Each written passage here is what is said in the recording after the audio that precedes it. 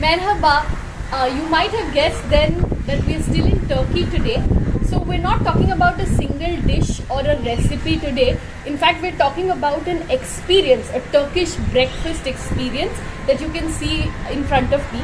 I'll walk you through what each of these items are, and I'll give you ideas on how you can get inspired and create your own Turkish experience using things you like and alternatives you have access to. Okay, so here's the Turkish breakfast. Let me walk you through each of the items that I have made today. So here I have simit, which is a typical Turkish bread. Bread is a very important part of Turkish food and culture, and therefore of breakfast as well. But you don't need to make this particular bread. You can use any breads that you have access to. So focaccia, sourdough, ciabatta, homemade plain paratha, toasted white bread, anything you have. And ideally you should have a mix of breads which gives different textures and flavors. Then here I have some salad vegetables. So I have cucumbers, tomatoes and avocados.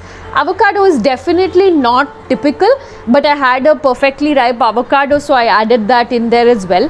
I have just flavored it with salt and freshly ground pepper powder. You can add a little bit of lemon juice also if you like that. So any salad vegetables that you like eating raw, you can add that to this plate. Again, it's important to have as much color and texture as possible. Then here, of course, in the center we have the star of Turkish cuisine, which is chai or tea. A lot of times they will have plain black tea. You can have whatever tea you like. These little Turkish tea cups are very cute, easy to hold, and it doesn't get cold very quickly, the tea. So I recommend that you use any glass cups where you can see the tea and kind of appreciate its beauty as well. And yeah, just keep sipping lots and lots of tea. Have a big pot on the side that people can access as much as they want and whenever they want. Then here I have a little plate of cheeses and fruits and nuts and things like that.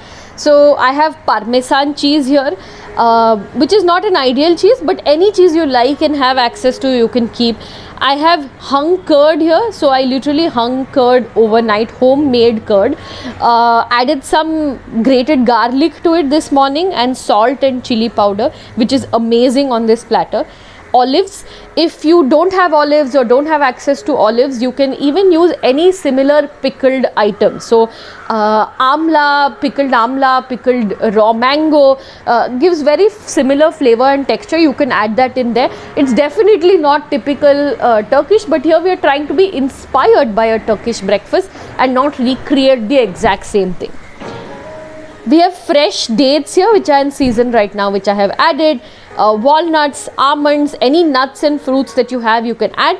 And here I've added two types of jams. So jams, honey, butter, all of these things can be added to the platter as well.